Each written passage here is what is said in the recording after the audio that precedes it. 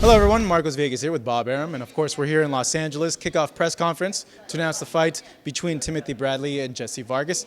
Some really good dynamics here in this fight, Bob. You got an experienced guy like Tim going up against a young gun like Jesse. What do you make of the dynamics in this bout? This is what boxing is all about.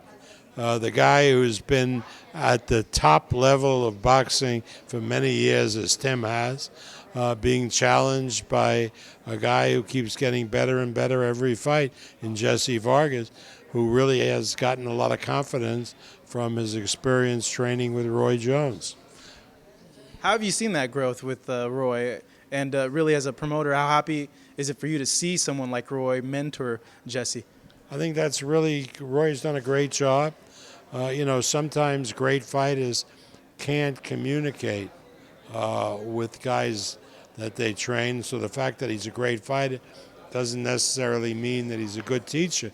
But Roy apparently is a good teacher. And Jesse, with that win over DeMarco, has shown that he is really a force to be reckoned with. Does it kind of tear you as a promoter seeing a guy you've invested a lot of time in Tim going up against another one of your guys in Jesse? Is it kind of hard sometimes?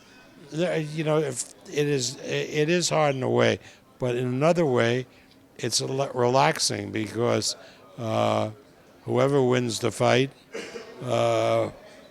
we win, right? If Tim wins the fight, well, he's our fighter, and if Jesse wins the fight, he's our fighter. And I really think it's going to be such a good fight that one guy will win, one guy will lose, but the fact is that neither will lose. In other words, if, let's say, Vargas falls short, he's still going to be around for another curtain call. I want to make a shirt to give it to you that says, "I survived Maypac Fight Week." Bob, how are you holding up now that it's all over? And really, what are your impressions of just going through that whole promotion?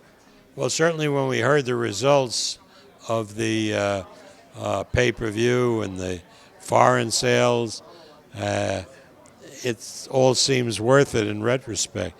Didn't have to be as difficult as it was. I must say that the Ellaby portion of the Mayweather promotions were very cooperative and easy to work with. But whenever Heyman got involved, it was a nightmare. But it is what it is, and it's over now. And now we go on and do other things. Is it something that you'd be willing to go through again, given if there is a rematch and if it ever does happen? Look, first is, will Manny recover? How well will he recover from this surgery? Assuming everything is okay. And if Manny wants to do a rematch, then sure, I will cooperate. If Manny doesn't want to do a rematch, I'm not going to convince him to do one. How are his spirits? Did you get a chance to talk to him since then? Yeah, I've been I visited him in L.A. before he left for the Philippines, but after he had the operation, and he seemed to be in relatively good spirits because, he's watched the fight over, I've watched the fight over, and the truth is, when you watch that fight again, it's hard to see how he did worse than a draw. Yeah, there's that video that popped up where it says that Manny counted the amount of punches that he landed on Floyd, and it's been getting a lot of attention. So you're with him then, and you really feel that it was not only closer, but Manny won. The press in England have run that fight in slow motion, and they found the CompuBox figures to be totally fictitious. Just no just no relevance to the actual punches landed. And watching that fight, I thought after the fight that Manny had won 7-5, but I could see where it could be 6-6. But I can't see how Manny wasn't given the second round. Floyd did nothing in the second round, and Manny, landed a lot of punches. So if you give him the second round and the 12th round, because Floyd did nothing in the 12th round, and you take the 4 rounds that the judges scored for him, that's 6 rounds right there. So it is what it is. He lost on the scorecards. Floyd fought a very interesting, very good fight, and everybody goes on with their lives.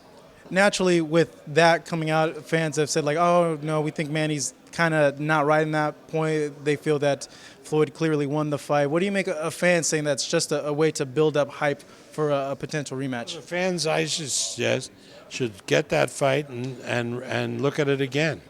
And look at it again. I think they were influenced by the commentary and by the punch stats.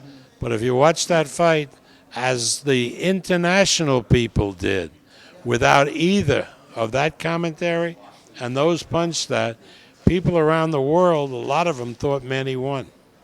Bob, maybe we'll see it, and maybe it'll break records. You feel? We'll see. We'll see. It's not going to do more than it did last time. That's for sure. Bob, it's always great seeing you. Thank you so much here with Bob Arum in Los Angeles. Marcos Villegas signing off.